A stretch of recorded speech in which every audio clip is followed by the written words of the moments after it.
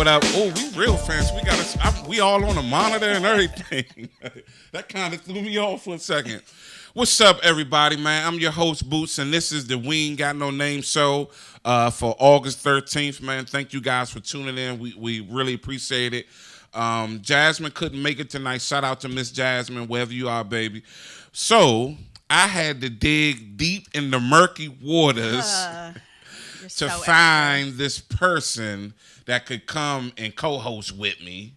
But I got Miss Bree with me. Ever since we kind of linked up not too long ago, we've been like this. Like Martin and Pam, would you say?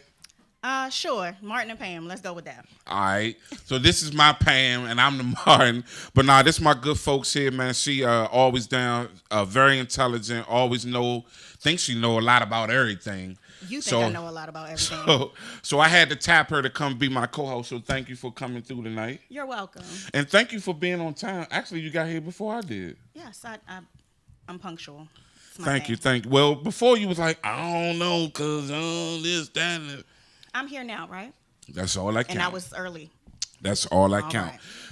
I know to y'all we looking real lit up and fancy. That's because we are at the Big Bad Listen Vision Studios, WLVS, Washington, D.C., Georgia Avenue, right across from Big Bad Howard University. I was able to link up with these guys. Shout out to Jeremy and everybody. I was able to link up with these guys, and I filmed a taping of hip-hop trivia, which I lost miserably on it. But shout out to Crank Lucas, who was the host. And due to that, I was able to come here and do a one-time session here. And I'm glad I did because this is already a great, great experience. So shout out to Listen Vision. You guys need to tune into them. It's www.listenvisionlive.com. They got a big lineup of a lot of great shows, a lot of great material. So you want to check them out. And so now we have the luxury and the pleasure of being a part of the Listen Vision family for the evening. Before we go too far, I got a shout out.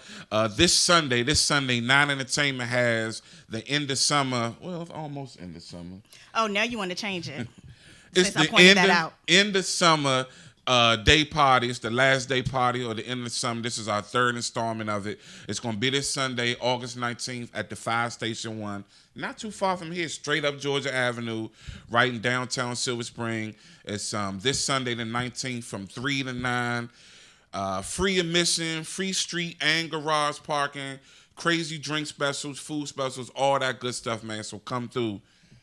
Oh, yeah, you fake going to be out of town, right? I'm not fake going to be out of town. I'm actually... Oh, yeah, you never told me where you going. Because I told you it was none of your concern. So I bring you on to be a co-host, and I can't even know where you going away. Out of town? I'm going away. Everybody want to be secret all the time. So, look, come through Sunday the 19th, Fire Station 1, downtown Silver Spring, Georgia Avenue. We're going to have a good time, man. DJ Super Dan going to be giving us the theme music for the night, and it's going to be a good look. What time does it start? 3 o'clock to 9 p.m. I might be back in time. Maybe. We'll see. Well, we would be honored for you to grace us with your presence. It definitely would be your pleasure. Anyway, so let's get right into our open talk for the evening. Being that we're right here in D.C., we got to touch on the little thing that happened this weekend. Well, not little, but the big deal that happened this weekend with a lot of the white nationalists and people say the KKK and the David Dukes and all them type of people coming into the city. Let me just say off the break, I was a big proponent of counter-protesting. I had every intentions on being down there. I had my backpack, my mask for my face, all that good stuff. But my daughter received a scholarship through our church to go to Frostburg. She's going to Frostburg in about a week and a half. My cousin just graduated from Frostburg. Oh, yeah? Yep. So she's going there as an incoming freshman, and I had to be there because she got presented with her scholarship award on Sunday. And otherwise, I'd have been right down there in the mix. But from what we saw, it was like a handful of them and a whole rack of us. Yeah. Which was very refreshing, I might add. Well, it would have been had I not heard what I heard, which is that they didn't come into the city. They who? The the people that were supposed to come, I'm not giving them any sort of name, but the people that were supposed to come initially did not come into the city. Only a small few came into the city. I heard that there were other gatherings in other areas Virginia, close maybe. to Virginia, rural Montgomery County. That's out my way, Mo County. Yeah. So they still had their little rallies. It just only a handful of them showed up for the one here. Yeah, I didn't know that. I didn't know that. But what did happen was, according to a lot of people, and especially a lot of people in the Metro Union, is that Metro, I guess, out in Vienna was not necessarily giving them their own train or whatever, but they definitely had some police protection and escorts, which is ridiculous. I mean, stuff happens here, and it's Washington, D.C. People come here to protest and do things all the time, and they never get that type of treatment. And I get it. To a degree, I get that they feel like, well, we don't want nothing to pop off, but that is the risk that they take for coming here. Exactly. You know, you can't, Metro is, if I'm not mistaken, taxpayers pay for Metro and stuff like that for the operations of it. So taxpayers had to pay for that extra overtime or whatever ever that they had to do that for, and that just was that wasn't a good look. So a lot of people are calling for the general manager of Metro, who ain't even been on the job but 2 years, to be fired now over that. Because I mean, he lied. Straight up. Yeah, he definitely lied by omission. Yeah. He definitely did, and he wasn't completely honest and transparent with what they had going on. You know what I mean? But at the end of the day, I'm just glad that whatever their goals were, at least in Washington, D.C., it looked like their goals weren't met. I think it was very, very refreshing to see so many black, brown faces, white faces, young, old, no matter what your religions were, no matter what your sexual orientation was, no matter what. People came together to really fight against this hate and this wickedness, which is it's a great thing, but it's kind of sad that we all can't come together more often. You know what I mean? It would take these evil, wicked people to come here for people to come together and do anything. But nonetheless, love and unity prevailed. Yes, absolutely. You know? So, did you watch Insecure last night? Yes, I did. Are you a big Insecure fan? Yes, I am. I'm a huge Insecure fan. So, for those that don't know, Insecure opened up with their season three opener last night. And we learned that Issa has become a bum. She's become a bum. She's become trifling. She's become broke. The tables have definitely turned. A lot of the names we hear black men are called in that type of situation, but I haven't heard anybody say that about her today.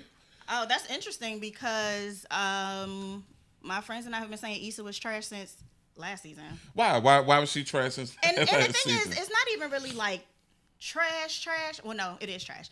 As a almost 40-year-old watching this now, it's like I feel like Miss Sophia talking to Miss Sealy. Like, don't do it, Miss Sealy. Don't trade places with what I've been through.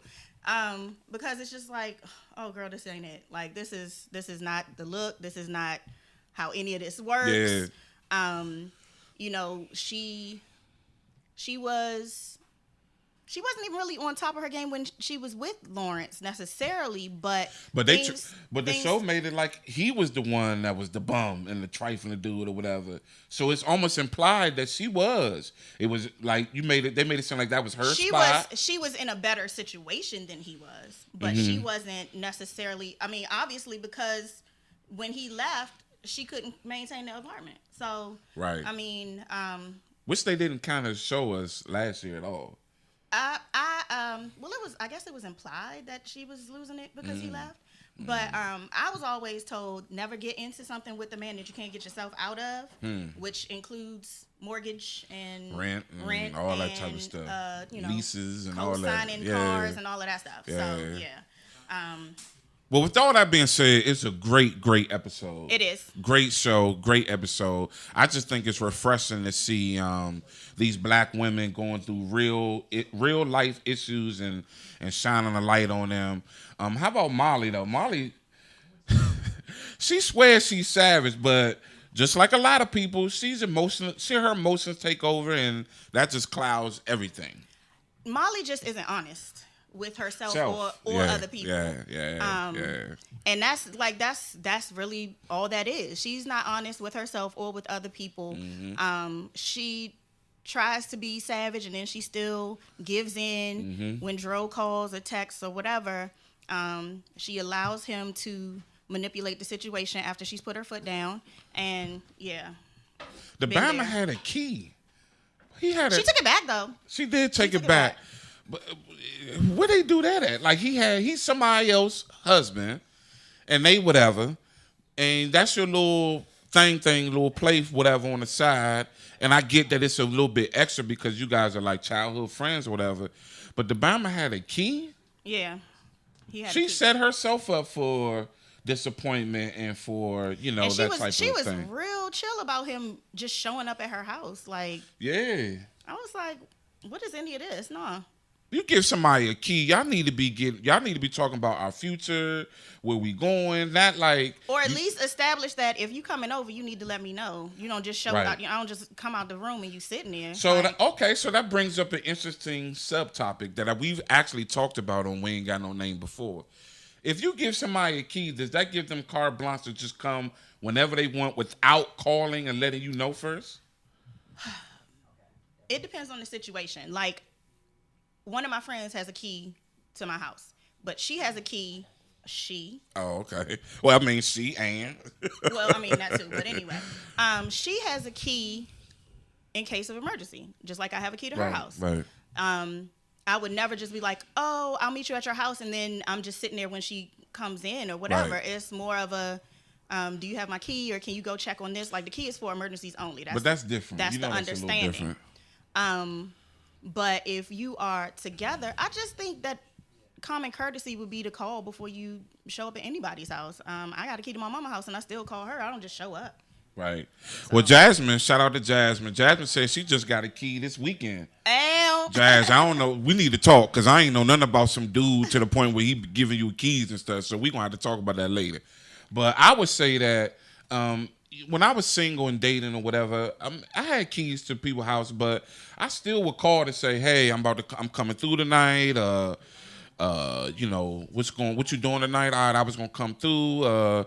Even if it's just you want me to pick up some food on the way home or something like there has to be some type of notice to a degree that, hey, I'm about to use this key you gave me and come over, because usually a lot of times in my experience with women, they give you a key mainly so that they don't have to get out the bed, or like if they lived in an apartment, they don't have to walk downstairs, they don't have to do none of that type of stuff. It's a convenience type of thing more. Right. So here's your green light to just come in and out of my house. Exactly. Because there's levels to this. Because the first level gotta be, I'm gonna give you the parking pass to the parking spot outside. Then we could talk about getting the keys and all that type of stuff. Because parking pass, that's that's gold. I need to know who got my other parking pass. One of y'all got my parking pass? Which one of y'all raggedy niggas got Bree parking pass? Parking pass. Anyway, but because parking passes are, man, that's a big serious. deal. Yeah. Because it's like... Because how much it costs you to get your parking pass? It's included... Oh, get a new one? Oh, that's not heard of. No, you don't get a new one until they reissue them. You can't say I lost mine. Can I pay for another one? No, because they're assigned to you. So the parking pass has your parking space number on it. Right, I get that. But so if you lose, you just SOL. Yep. Damn. That's how they going now? That's crazy. So I have one parking pass. Wow. Yeah, so and nobody gets to keep it. I will walk you out to the car and be like, let me get that. So I'm telling you, them keys and them parking passes, you need to be a little bit more selective over that on who you give them to. All right, so we're gonna move along. For everybody that's my Facebook friend, y'all saw my rant on Friday. I had a long rant about the Redskins and this football season. I was in my feelings. I was Carl Thomas and Ralph Tresvant at the same time. That's what you get for still caring about the NFL and the Redskins at this point. But I can't help it, man. It's in You my. can. It's really it's deep rooted for me. It's really really ingrained in my whole being. But with that being said, Darius Geist, the Redskins, second pick in the draft that we had so much big hopes for. He went down he popped his ACL. He out for the season. Oh, is that what everybody was talking about? The that I was Bama played one preseason game, and popped his ACL on a run, an amazing run that got called back that didn't even count, and now he gone for the season. I felt like somebody just called. When that happened, I felt like somebody called me and gave me some really tragic news about a family member. Like, I was distraught. I really was. But I had the whole weekend to kind of get over it. I had the whole weekend to kind of move past it. Nonetheless, my sentiments are the same. My passion for the Skins and this season has dwindled tremendously. So I don't even care. Main man just walked in with a Cowboys hat on. I don't care if we lose to them. I don't care if we lose to the Eagles, the Giants. I don't care. Whatever happens, happens. I hope for the best, expect the worst. I don't care. But if you guys have events and things going on football Sunday, normally I would be like, I ain't doing nothing while the Skins on. This year, I'm coming. You finna be everywhere. I'll be there. I don't even have to have the game on TV. I'll see the highlights or whatever later. I just don't care. Don't you mean the lowlights? It is the Skins after all. Where you from again? Washington, D.C. A former Skins fan, but I'm over it.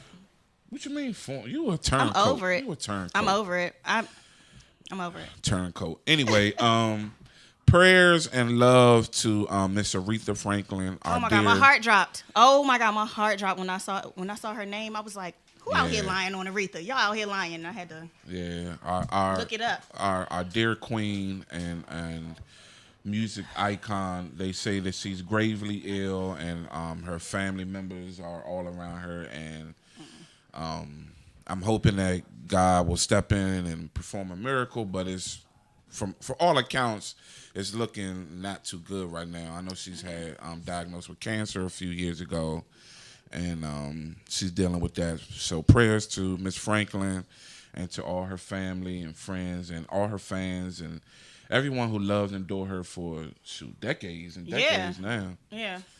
So shout out to the Franklin family. So moving right along, Bree, I have a question for you. Uh-huh. And I have a question for all the ladies out there in TV and internet land. Have you ever pursued a man? Like you met this guy, you thought he was fine, you thought he was attractive, kind of how you did me when you met me, but till you realized I was married. He is a liar. But gosh. You met this guy, came across this guy, you thought he was really attractive, nice guy. Have you ever pursued him? And that goes into, should women pursue men that they're interested in? Does it make women look desperate? Does it take away from the man doing his courting? Why is that not a good thing? So Bree, what you got to say? Yes. Next question. No. So you have pursued a brother before. Yes. How that turn out? So I mean, this, like anything, is levels to it. So there have been times when you looking at me, I'm looking at you, you looking at me, you don't say anything. I'm like, hey, you say hey, and I'm just like, okay, are we doing this or not? So I'll go up and strike up a conversation and see what happens from there, but I don't force anything. Mm-hmm. There have also been instances where I was into him, but he said he had a lot going on or whatever, and so I just kind of stuck it out and would reach out and, check in and all that stuff, just be like, hey, I'm here, whatever.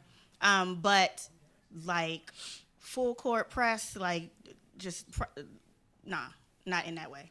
I'm too cool for that. What do you mean by full court press? Like exactly? The whole, he didn't text me back. Let me text him. He didn't answer my text. Let me call him. Okay. All of that. Nah.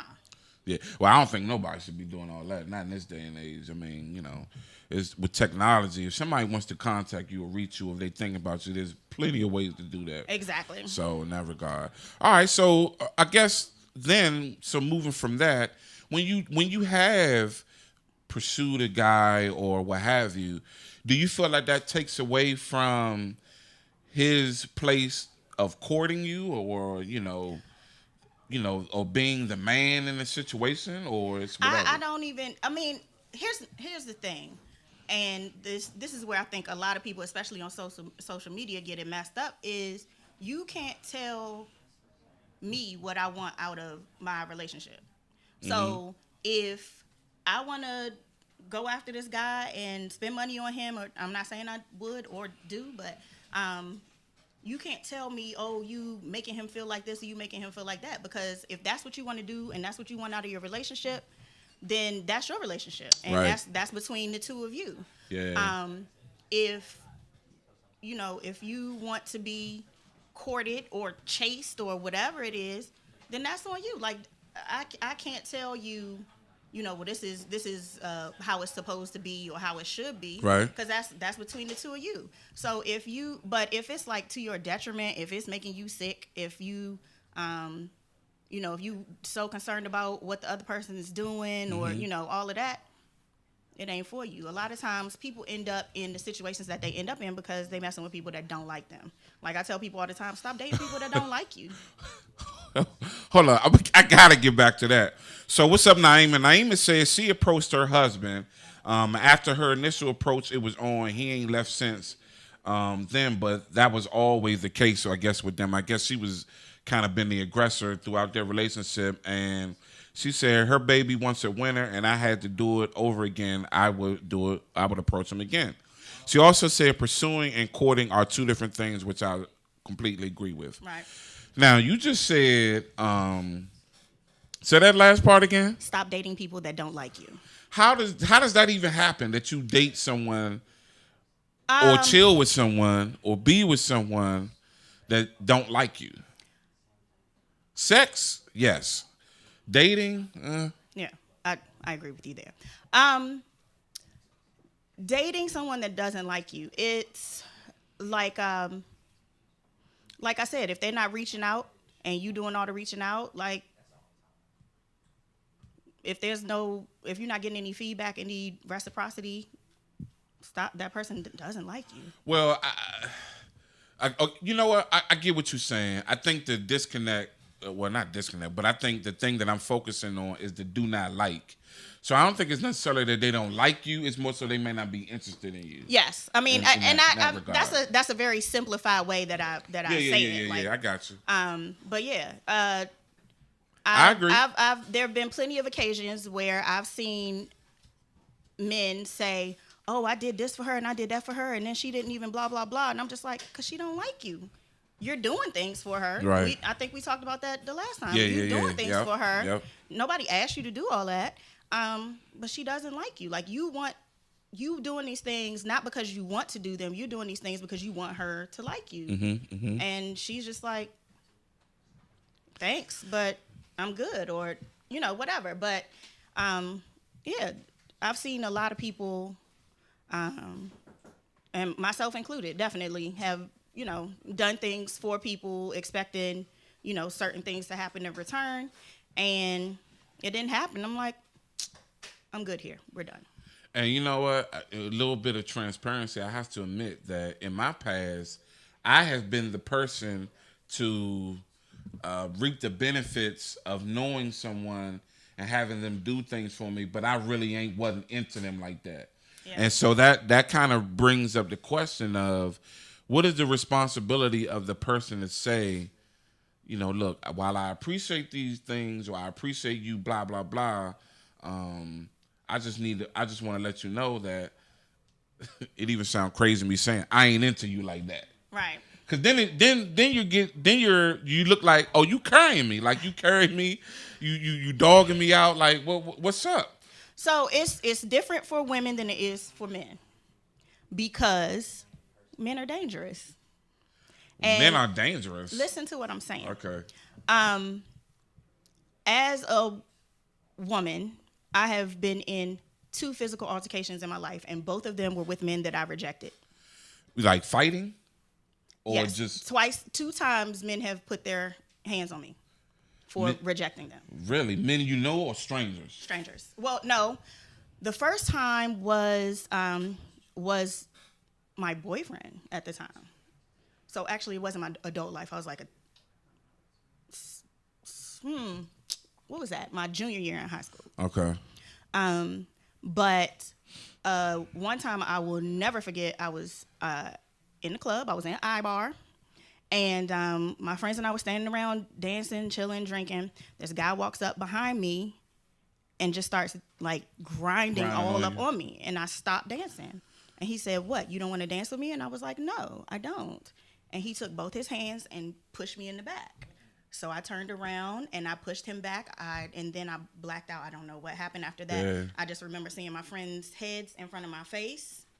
And they were like, you need to go. Saying that to him or you? To him. Oh, okay. You need to get out of here. Oh, the back of their heads was in yes, front of they you. were. Okay, they came in between us. I don't. These niggas, man. So what? That's crazy. Yeah, so that's what I'm saying by men are dangerous. Like, you don't know what your rejection, no matter how. That's true. How you put it. Like, I've had people go off on me and I was as polite as possible. So it's just like, you never know. So, I mean, sometimes it's just about navigating when you're going to say what you have to say, or setting your limit. Like, what is too much? Okay, now you're doing too much. Or, you know, I can't accept this anymore. True. So. Makisha said, I think a lot of times women go on dates with guys that they don't like, and they know that they don't like them, but for a free meal and something to do. What's I ain't up? Never been that bored. What's up, girlie? Thanks for that comment. That actually gives us a good segue into our next topic, which we've discussed this through a Facebook group before. So there is this woman. I don't know who she is. Shout out to her though, I guess. I should have written down her name and give her credit for this. Why? But she put up a post on social media that was all a buzz. About a month or so ago, it was a big deal. A month or so ago, that got a lot of people talking. And the basic tagline of her posting or her blog or whatever it was that she said, "Ladies, having sex with a man and expecting compensation of any kind is prostitution." And I expounded to say, if you feel that because you are allowing a man to sleep with you, that he should be willing to and almost obligated to do things for you or to provide things for you, is that a form of sexual solicitation? Does that man get to get anything because he's allowing you to be with him and whatever? You know, same way women is allowing a man to be with. Can he ask you for favors, or can he expect certain things because he's allowing you to sleep with him, just vice versa? So what's your take on all that? I already know what your take is, but let everybody else know. I don't even remember what I said. That was so long ago. So having sex with someone is a social contract. And within that social contract, just like with anything else, any other relationship, you have to set the rules. The rules can change, they can shift, they can whatever. They can be negotiated down the line. It doesn't always work out like that, but if you find that the relationship is not meeting your needs in some way, you can go to the negotiation table, and if it doesn't work out, you can walk away. But to expect some sort of financial compensation is just because you're having sex is ridiculous to me. It's funny that this is your take on this now, because before when it came up, I told you I don't remember what I said. You it were was like, probably in the context you were of like, whatever it was.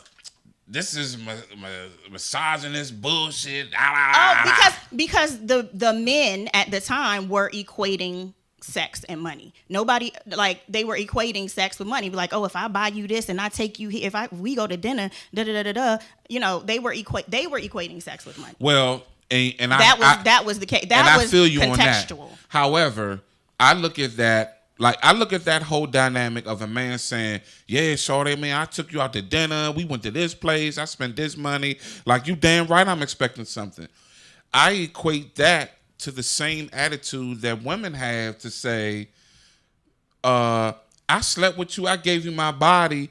I should be able to come to you and ask you for $40 for my son's get him a new shoes, or I should be able to come to you and ask you my car. I need brakes on my car. Can you take my car and get the brakes put on or whatever? Yeah. Like, what was the thing that was going around the other week about the girl asking the man for $20 for his son's field trip or something? Everybody was talking about that. Y'all know what I'm talking about. If that was her boyfriend, then he's trash. I didn't even get into that because I try not to even get into that whole. I don't know if the example hood was her scenario, whatever. Like, I try not to even get into that because the people that I know wouldn't be in that situation. Over $20, like, yeah, right. So and see, that was my point.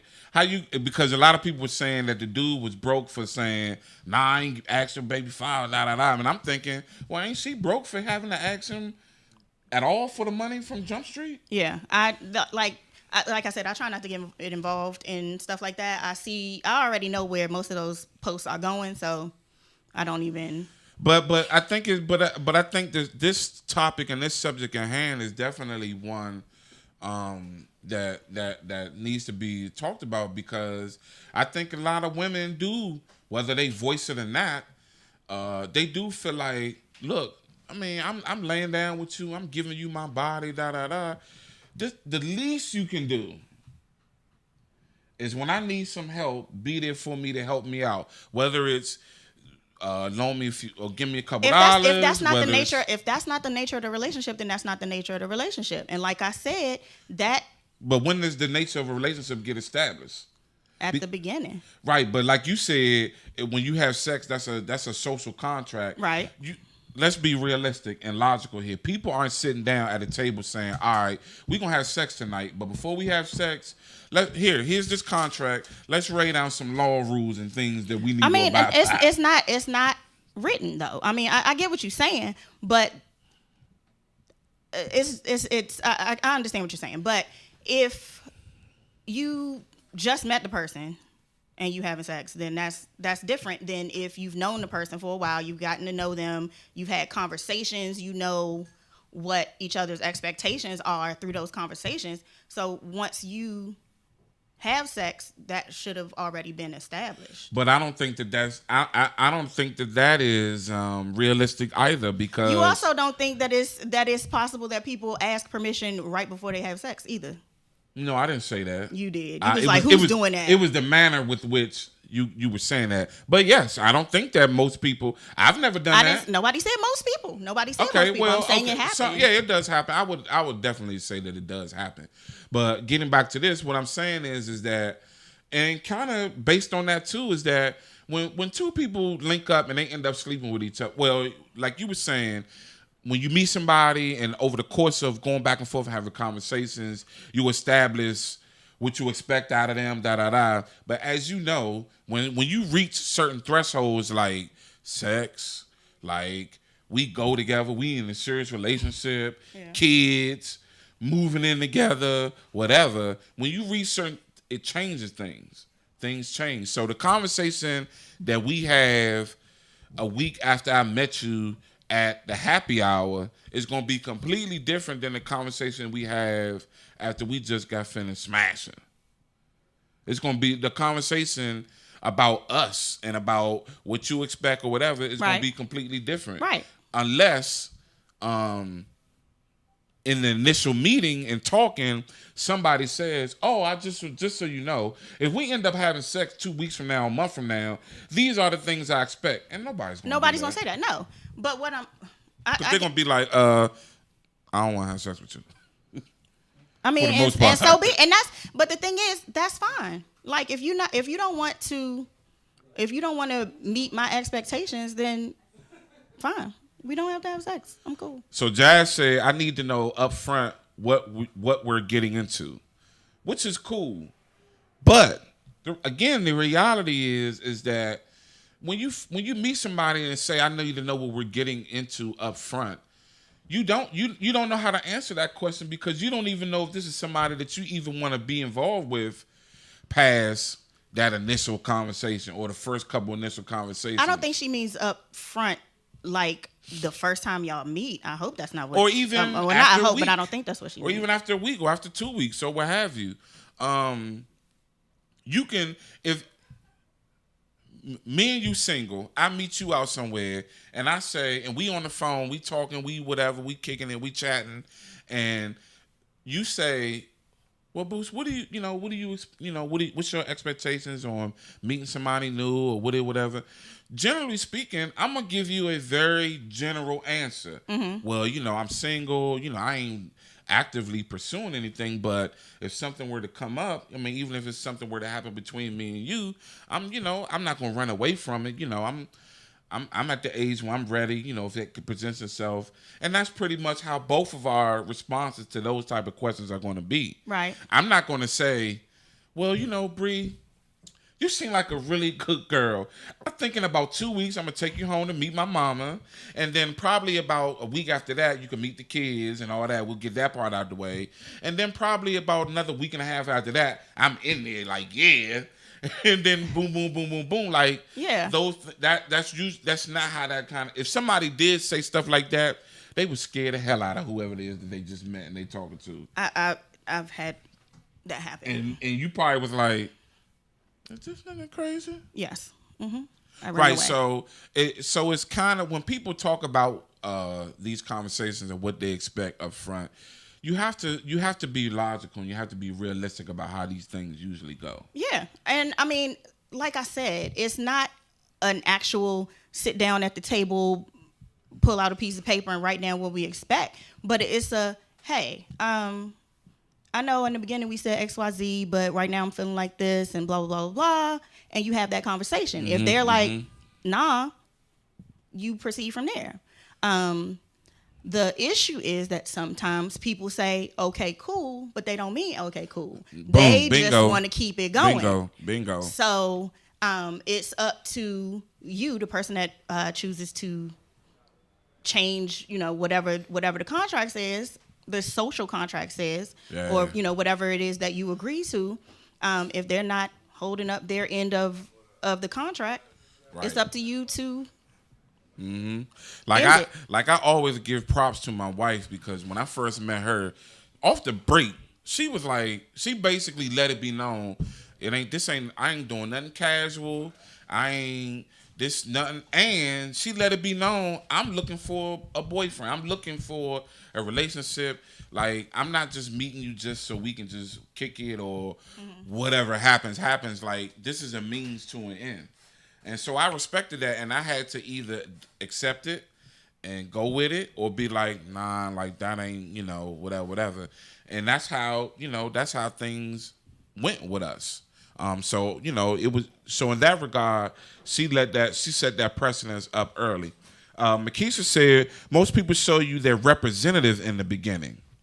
So you're really not in a good picture of who they really are. They're going to tell you what they think you want to hear. Absolutely. Do you think that that's the case for both men and women? Yeah. Yeah. Now, I mean, because there, I know, I've done it before in the past, and yeah, it didn't work out. But saying, if he's like, oh, well, I'm looking for this and this and this and this, and there's something in there that you don't agree with, but you just like, well, let's just see, and you go along with it anyway. Like I've definitely been like, oh yeah, yep. Me too. Same. Yep. That general. I'm just chilling. Yep. Like that's that's our fellas. That's our go-to line. Oh man, I'm just chilling. Right. Be like, I'm chilling too. What does that mean? I'm just chilling. I'm just chilling means nothing. Actually, it means that I want to have an easy out should I decide that this isn't what I want to do, or an easy in if I decide that I want to do something more. That's a great way of putting that. I think that's a great way of putting that, actually, because as a dude, that is what it boils down to. You wanna like my man Shannon Sharp said about Michael Jordan. You want to swim, but you don't want to get wet. So you trying to play the game, but you don't want to be committed to nothing. Yeah. Not nothing. Near nothing. You want to, like you said, the easy way out if you feel like, nah, I ain't feeling this. So So absolutely. But getting back to the initial question at hand is that, like I said, I think women specifically, when they lay down with a dude, man, they feel like I should be able to come to him and ask him for this, that, and the fourth. And I think that that's not the right. Like, I wouldn't tell my daughter that. I wouldn't teach that to my daughter that, oh, you slept with this dude, so he should at the least he should be able to get your car fixed, do this, do that. If you need a couple dollars, do that. Like, nah, don't depend on. If that's what you're expecting from him, then don't sleep with him until he does those things. Which most times ain't gonna happen. I know. So that's what I'm saying. But like, don't. So if we both can agree, most times that's not gonna happen. Yeah. You shouldn't be looking for nobody to do that. Period. What do you mean nobody to do that? I don't think you should be looking for nobody to provide those basic life necessities for you.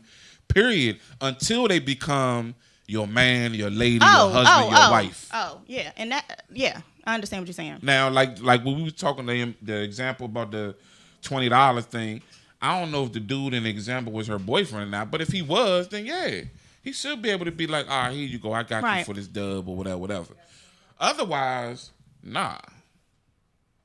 I agree. We ain't doing that. We actually agree on that. And I actually feel some type of way if you I will bring up a story that I have similar to that, but the person who that story might be watching, I don't want to put them out. No, you know what? I'm gonna say it anyway. Ooh. So I had a situation. She know I don't mean no harm. I had a situation where this was my girl. She was my girl, and we have been together for some months. We've been together for some months. She has a son, and at that time he was young, like 7, I would say. But he didn't live with her. He was living with his dad. But they were in the transition of him coming back to live with her. Mm-hmm. And at the time, I believe she was still staying with her folks. But her and her folks had jobs where they had to get up as early in the morning. And so she asked me, well, do you think that my son can come to your crib at like, I don't know, 6 or 7 in the morning, stay there for a couple hours, and then he can just go right outside to catch the bus to go to school? I was like, no, I ain't doing that. I had never met him before, the son. Never met him before. Never spent no time with him. Hadn't built no type of bond with him. This man this kid didn't know me from Adam, and vice versa. And this arrangement that she was trying to set up was about to start happening in like 3 weeks, maybe a month at the most. I felt some type of way that I was being asked that. How long had y'all been talking or dealing with each other? I'm going to say maybe 4 or 5 months. And you hadn't met the son or anything? Like I said, he lived with the dad. And, okay. And the dad lived not around here. Like maybe a couple hours away or something like that at the time, I believe. So they were transitioning him to come back up here to be with her. And I get that she was in a bind and she really needed me to be there for her, but I just thought it was inappropriate for the child. If my son's mother did that and allowed him to go to some dude house that he ain't never met, whatever, off the early morning, he half sleep, man, he'd be smoking the city. Yeah, that would be a serious problem. I have a serious issue with people who will put their child in the presence of just anybody. And I'm not saying that you were just anybody, but, I was kind of to him. Yeah. To the son, I was. Yeah. I was a complete stranger. So M-Dot said, it would take M-Dot to give us a long comment. She said, it's all about how you go into it. It's not realistic to say that this person that you met is going to be the right person for you. However, you can tell them what direction you were trying to move. Now, if you guys agree to just see how things work out until given point in time, that's fine. But don't let it run itself, because that's where we as folks truly want a relationship and fall short. Blah, blah, blah, blah, blah. So I feel her on that. Did you just blah, blah, blah, blah, blah her? I didn't want to read all that. Then why you start? Nicole said, Boots, I was right to do that. She was off to ask that. I agree. I just thought that was a bit much. Yeah. So So basically, if people can feel like, and by people I mean women, if they can feel like they can expect certain things from men after sex or whatever, does it go both ways? Can I ask? You can ask people whatever you want. Yeah, I guess you can. I guess you can ask whatever you want. Yeah, true. Ask any question you like. I'm gonna give you the answer that I want to give you, though. So, I mean, just like he can say no about the $20, I can say no about whatever it is you ask. And, I mean, you have people are like, oh, well, you don't have the right to block. You can ask whatever you want. Freedom of speech. You can say whatever you want to say. Just know that I'm going to say whatever I want to say in return. Right, but don't be nasty about it. I do what I want. See, and that's your problem, is that you do what you want. I don't see how that's a problem. You can't just do what you want and expect people to not give you that fire back, though. Who said that I don't expect people to give me the fire back, though?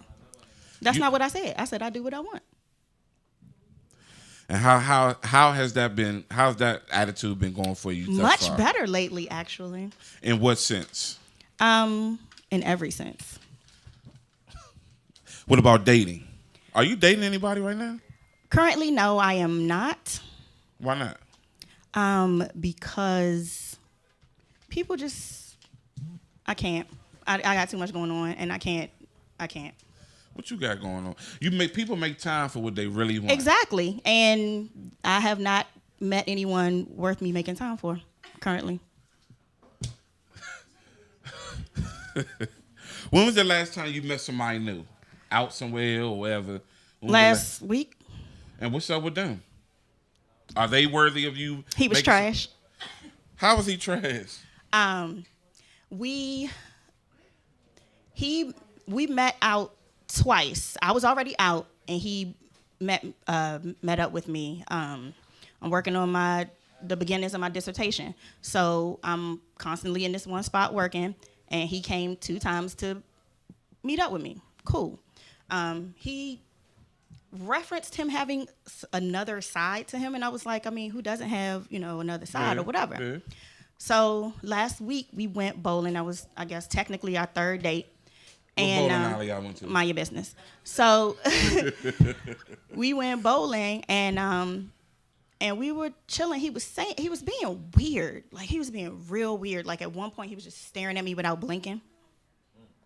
But this is a black dude. Yes. Okay.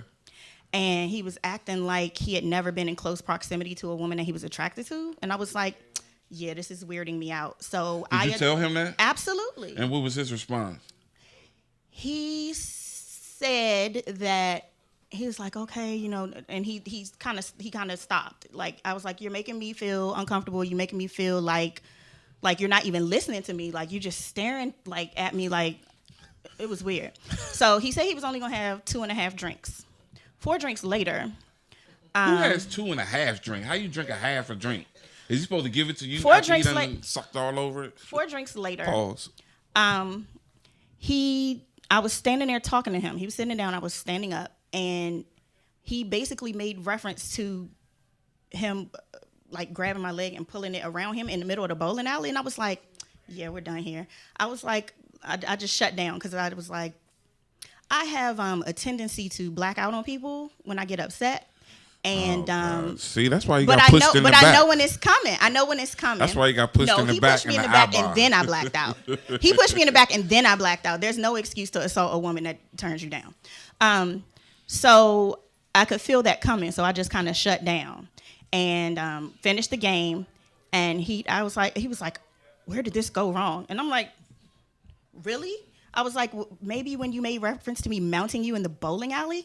And he was just like, well, you look so disappointed. He was like, you look, I'm not even going to get into, he made such a geeky reference about my disappointment. But anyway, he was like, you look so disappointed. I'm so sorry. I was like, is that a sincere apology? And he was like, no, I'm sorry that you thought that I was better than this. And I was like, wow, okay. So I was like, so we're done here? And he was like, yeah. So I took the bowling shoes off and I started getting my stuff together. He got up and kept bowling. And I was like, what is going on here? I was like, I thought we were done. Together, right?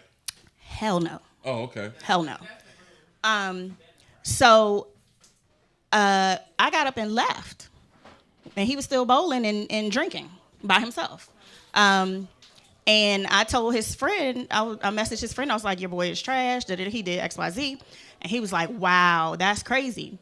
2 days later, dude texted me talking about, wherever you are, I hope you are well. I was like, wherever you are, I hope you choke. Like, why did it have to be all that, though? Because there's this thing that I just talked. No, he was disrespectful as a mug. Like, I asked you not to do something, and you got drunk and did it anyway. Like, you asked him not to do what? I asked him to stop. Like, he was saying things that were making me uncomfortable. I asked him to stop doing that, and he doubled down on it. So you didn't say that in the story that he was. No, I did. I said that. I sat him down. And I was like, you're making me feel weird, like by the actions your actions. MDOT said that was definitely not appropriate, especially if you guys haven't ever talked about sex or any kind of sexual actions. I'd known him 2 weeks. Like, he was doing a lot. He was doing a whole lot. Yeah, go ahead. We got a question from the young lady in the audience. We only got like 3 minutes. How did he make it to the date number 2? What was so good about the first 2 dates? Good question. I was already there. I was already working, so it was the first one was just like conversation, and it only lasted like an hour or so. The second one, I told him that the second date, I told him I was, going to be working on my paper, so he brought some work, and we were just kind of working it. It was real casual. It wasn't I told you I work out of a spot near my house. Okay. I ain't giving no more details, but right, we gonna pop up. But yeah, so like he was cool, and like our phone conversation was cool, and then and on top of that, it's almost like he threatened me or warned me, or it was weird. He was like, well, I've definitely been controlling myself. I was like, what else is there? He was like, nah. I'd have been more grabby. I was like, oh, what? Hell no. What? Go ahead, dog. You might have been attracted to him to even want to do that. You ain't attractive like that to some people. You know what I mean? So it could have been a chemistry that you. It wasn't.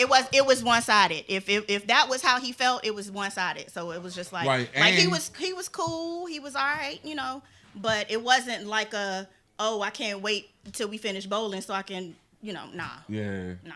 And he basically told her, I might sexually assault you. Exactly. If I feel the need to. Exactly. So that was weird. How much time we got, Jen? 1 minute. All right. So we're going to go ahead and start wrapping it up. But fellas, please stop acting creepy. Start acting like you've been out with a woman before. Start creeping them out. And holla at Bree because she's available. Too bad she won't. At your own peril. Anyway, all the single people out there, come through Sunday, August, this Sunday the 19th, our day party at the Fire Station 1, right up Georgian Avenue 4. We are 3 to 9, free admission, drink specials, food specials, free parking, everything. That's this Sunday the 19th at 3 o'clock from 3 to 9 at the Fire Station 1 Bar and Lounge. Bree, thank you so much for coming through. Thank you for having me. And being a part of We Ain't Got No Name. We ain't even getting into no fight or nothing. Look at that. Because I know how to tame you. Anyway, we'll see y'all next time. Shout out again to Listen Vision Studios. Thank y'all for having us through, and we out.